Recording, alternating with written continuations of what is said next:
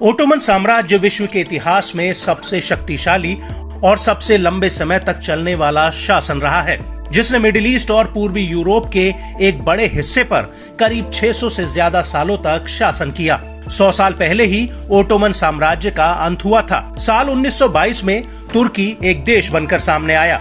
मौजूदा समय तुर्की में राष्ट्रपति रेसिप तैयप एर्दोगन का शासन है, जिन्हें एक ऐसा नेता माना जाता है जो ओटोमन प्रभाव को वापस दुनिया में लाने का सपना देखते हैं। इसी डगर पर चलते हुए एर्दोगन खुद को अरब देशों का नया खलीफा बनाने में जुटे हुए हैं।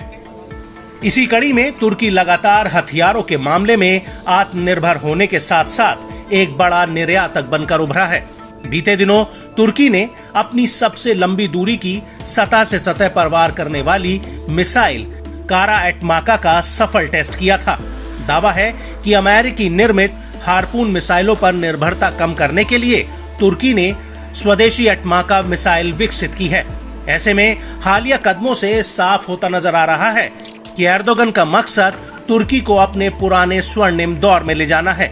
इसके लिए एर्दोगन ने पिछले कुछ सालों से तुर्की के डिफेंस सेक्टर में खासा जोर देना शुरू किया है, जिसकी बदौलत वो तुर्की को शीर्ष हथियार सप्लायर देशों में शुमार कराना चाहते हैं। ऐसे में तुर्की अब उन मुस्लिम देशों को अपना टारगेट बना रहा है जो पश्चिम या रूस से महंगे हथियार खरीदने में सक्षम नहीं है।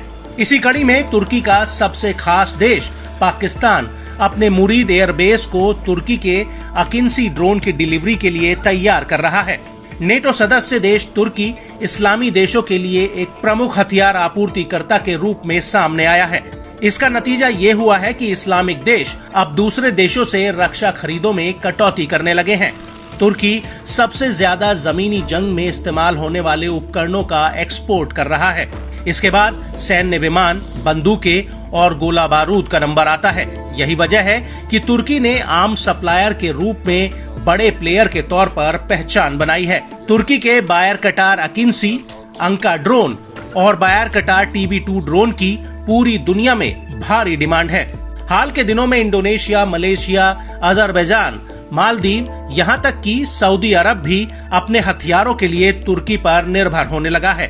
ऐसा दावा है कि इस्लामी देश खुले तौर पर अमेरिकी रक्षा आयात से दूर हो रहे हैं। आंकड़ों के लिहाज से देखें तो साल 2014 से 2018 के दौरान वैश्विक हथियारों के निर्यात में तुर्की की हिस्सेदारी महज 0.7% थी। वहीं साल 2019 से 2023 तक तुर्की के हथियारों के निर्यात में 106% का इजाफा हुआ।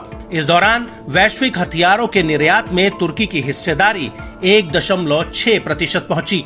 जहां तुर्की के हथियारों का प्रमुख आयातक देश UAE 15% के साथ पहले पायदान पर है, वहीं कतर 13% और पाकिस्तान 11% के साथ तीसरे नंबर पर आता है। तुर्की विमान, बख्तरबंद वाहन, जहाज और मिसाइलों समेत कई पारंपरिक हथियारों का भी एक्सपोर्ट करता रहा है। Stockholm International Peace Research Institute यानी SIPRI की रिपोर्ट के मुताबिक तुर्की दुनिया भर में हथियारों का 11वां शीर्ष निर्यातक बन चुका है। हालांकि तुर्की अभी भी कई मामलों में पश्चिमी तकनीकों, खासतौर से मोटर के मामले में पश्चिम पर निर्भर है। बावजूद इसके तुर्की ने उभरते सप्लायर के रूप में अपनी पोजीशन बना ली है।